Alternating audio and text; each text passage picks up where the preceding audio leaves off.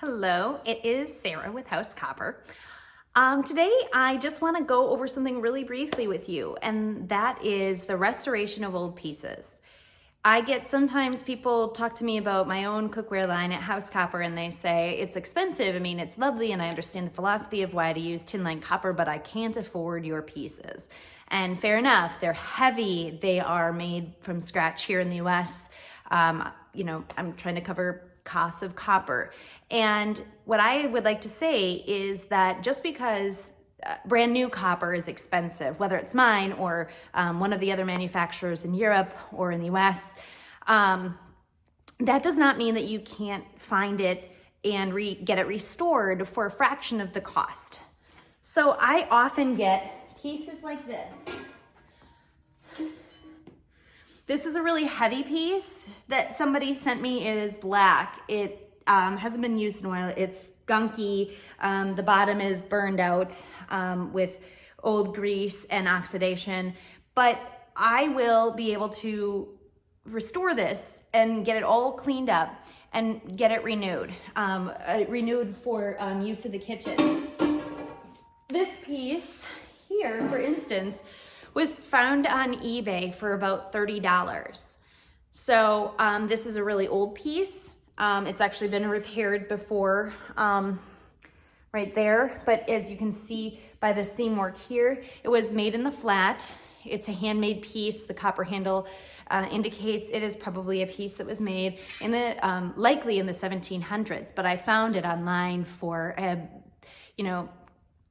less than $50.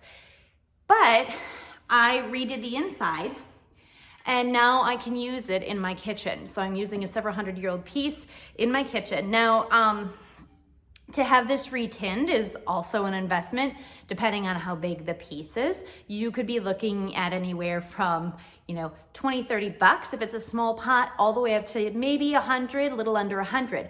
But you're still very much less than buying a brand new, big, heavy custom piece. And not that I'm trying to sell myself out of ever making another sale again, but I understand that not everybody can willingly or easily pay for a $500 pot, or some people have pots, for over $1,000 for sale that are brand new.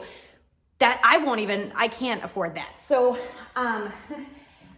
but I can restore old pieces, and there's a handful of other retinners out there who can retin old pieces. So if you scour estate sales, if you go online to resellers who are antiquities dealers and they have pieces that are not restored, the insides are still black like the one I showed you, or you're at a garage sale, pick them up.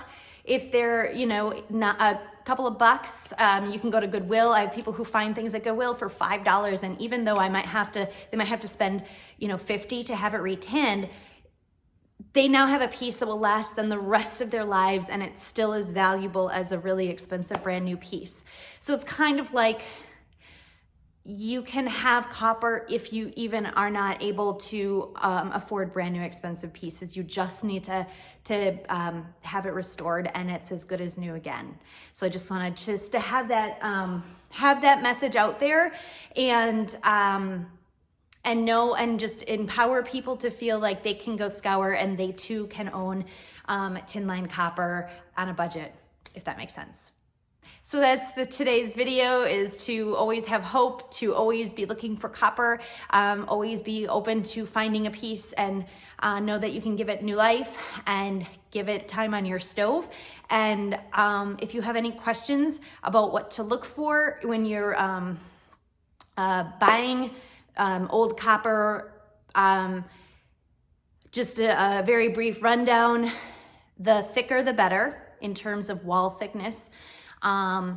If you find a piece that you can tell was handmade, like we've gone over on this channel about seam work, like I showed you on this new piece, that's good too. The copper handles are great. If they're really light, they're probably not well made or good quality copper, but they can be fixed up. They'll just clean up differently than like a really heavy French piece. And if the edges are rolled under, like with a wire underneath them, that's fine. Just means it's a thinner copper, but totally can be cleaned up.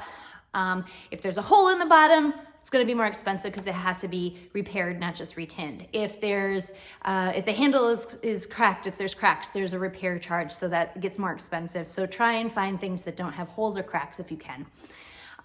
If you do have, if you want really specific questions on all of that, kind of what to look for, the book I have coming out with William Morrow HarperCollins called Copper, Iron, and Clay: A Smith's Journey outlines all kinds of history and use and care and what to look for and find for your kitchen in that as well.